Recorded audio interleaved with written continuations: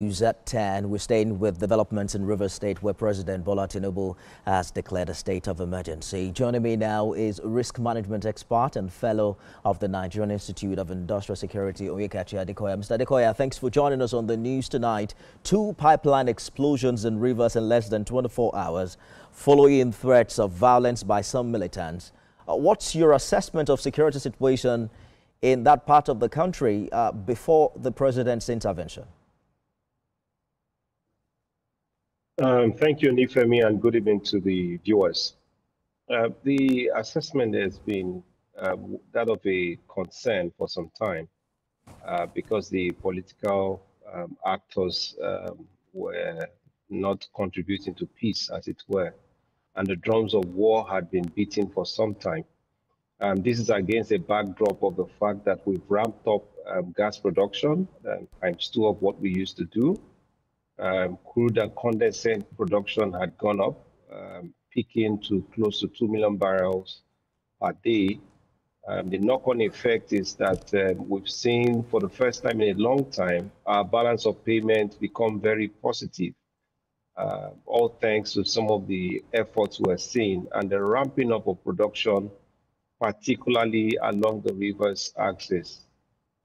So to have within 24 hours, 2 pipelines go off. Thankfully, they are not yet impacting on export production at this time, but those are 2 warning strikes. I think that the president is right in his action to act preemptively to stem a bigger problem, because if we have any production problem along the main export lines or towards gas production, then we could very quickly have a problem. So my assessment is one of concern, hoping that we find a way forward so that we don't lose all the momentum we have gained, because we're seeing now a lot of activity take place, production activity being ramped up, drilling activities, a lot of investment coming in. I think that the sense of vocation of the president is spot on. Nigeria has a national interest to protect in Rivers State and, of course, life and property also. An excerpt from Mr. President's broadcast earlier did say the latest security reports made available to me show that between yesterday and today, there have been disturbing incidents of vandalization of pipelines by some militants without the governor taking any action to curtail them. What do you think the governor could have done in this instance? Nifemi, the statement of the president is very telling. I took note of that part, short of suggesting that perhaps the governor gave tacit approval. There have been also some reports that perhaps some actors that may not be too unknown to the political actors in the state acted out in the interest of the governor, perhaps. So it's a very telling statement. What the governor could have done, first of all, was to disavow those people, to come out and make a statement, suing for peace, as he's always done, and disavowing of those people. And we must remember that the governor is the chief security officer of the state. The president retains control of the armed forces of the Federal Republic, but the governor has command, to wit that he is the chief of the State Security Council. So I don't have the reports that the president has, but I'm sure, like I always say, Nigeria doesn't have an intelligence problem. So I'm sure that the president has some report he's looking at, and he's acting on the basis of those reports. From your experience as a security expert, will a state of emergency guarantee peace in Rivers State? At this time, I mean, we can't say for sure what will happen, but it gives a sense of respite. It gives the political gladiators an opportunity to take a step back, because as you see, in this state of emergency, both the House of Assembly and then the executive branch have been suspended.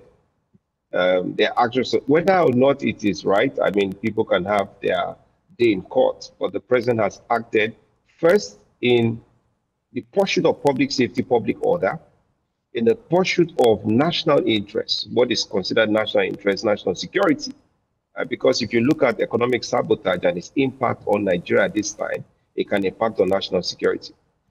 So that's the first part in which the president has acted. And I think that should be the focus. Hopefully, the political gladiators from tonight, tomorrow, should be having some rapprochement, some form of rapport. I assess that within 2 months, hopefully, if they get their acts together, this state of emergency would have given that reprieve for cool heads to prevail, for people to take a second look at the options that they have. Because the president did say this is for the first 6 months. And I'm sure and I'm hoping that the president is also hoping that within the 6 months window, these people will find a way forward in the interest, as the president has said, of the Rivers people. So the state of emergency may not be the only solution. As the military always say, the military cannot always be the solution to all of Nigeria's problem. It is highly hoped that, you know, with the stemming of the ugly drums of war that are going on, there's a room now for some rapprochement and some discussion. So the state of emergency is a means. It's not an end in itself. It's just a means to an end. What is the extent of military expression under a state of emergency? The new administrator that has now been nominated by Mr. President is a former naval chief. What role do you see the police play alongside the military? Does the police have a role to play in all of this?